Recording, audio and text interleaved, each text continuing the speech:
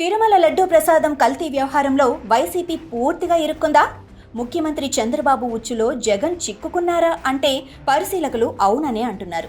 తిరుమల లడ్డూ ప్రసాదం కల్తీ విషయం తెలుగు రాష్ట్రాలలోనే కాదు, దేశవ్యాప్తంగా సంచలనం సృష్టించిన సంగతి తెలిసిందే.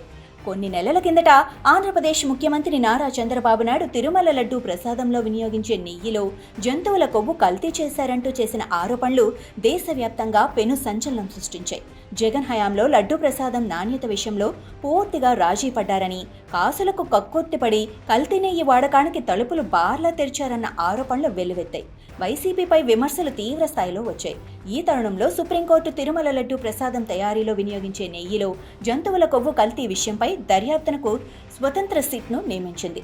సుప్రీంకోర్టు నియమించిన సిట్లో సిబిఐ నుంచి 2 వ్యక్తులు, రాష్ట్ర పోలీస్ శాఖ నుంచి 2 వ్యక్తులు, అలాగే కేంద్ర ఫుడ్ సేఫ్టీ డిపార్ట్మెంట్ నుంచి 1 సభ్యుడు ఉన్నారు.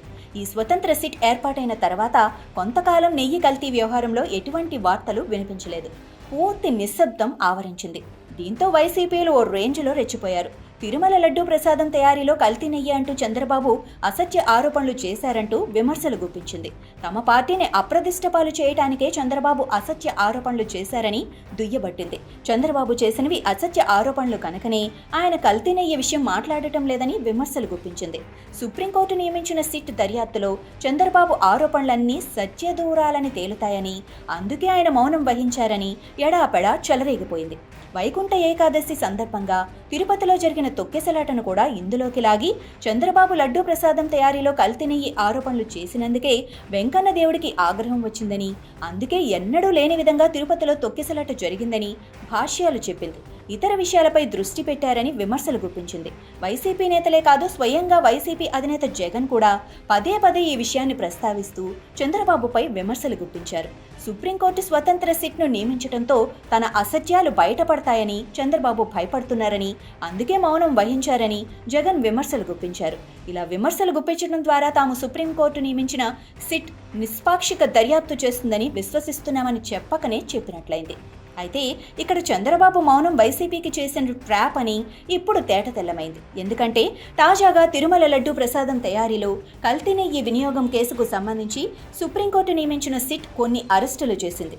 ఇప్పుడు తన దర్యాప్తులో స్వతంత్ర సిట్ కనుగొన్న విషయాలను వైసీపీ జగన్ అంగీకరించి తీరాల్సిన పరిస్థితి ఏర్పడింది.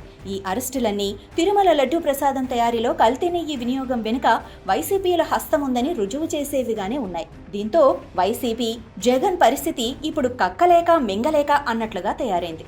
అదే చంద్రబాబు సుప్రీం స్వతంత్ర సిట్ ఏర్పాటు చేసిన తర్వాత కూడా ఈ అంశంపై తరచుగా మాట్లాడుతూ దర్యాప్తు పురోగతిపై ఆరా తీస్తూ ఉంటే జగన్, ఆయన పార్టీ నేతలు సిట్పై తమకు నమ్మకం లేదంటూ ప్రకటనలు గుప్పించేవారు.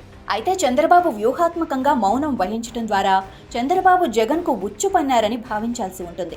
సిట్ దర్యాప్తులో నెలల పాటు ఎటువంటి పురోగతి కనిపించకపోవడంతో ఇది కూడా తన అక్రమాస్తుల కేసులా మూలన పడినట్లే అని భ్రమించిన జగన్ చంద్రబాబు అబద్ధాలు చెప్పారని, సిట్ దర్యాప్తు సజావుగా సాగుతోందని, దానిపై విశ్వాసం ఉందనేలా ప్రకటనలు గుప్పించి నేరుగా చంద్రబాబు ఉచ్చులో చిక్కుకున్నట్లయింది.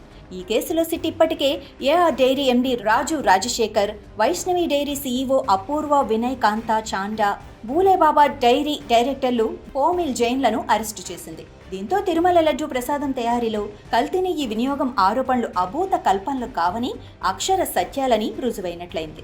ఇప్పుడు అడ్డగోలుగా నెయ్యి సరఫరా కాంట్రాక్టర్ను మార్చేసి ఇష్టం వచ్చిన వారికి కట్టబెట్టినట్లు సందేహాలకు అతీతంగా రుజువైంది. వైసీపీ అధినేత జగన్ గొంతులో పచ్చివెల కయ్యపడినట్లయింది.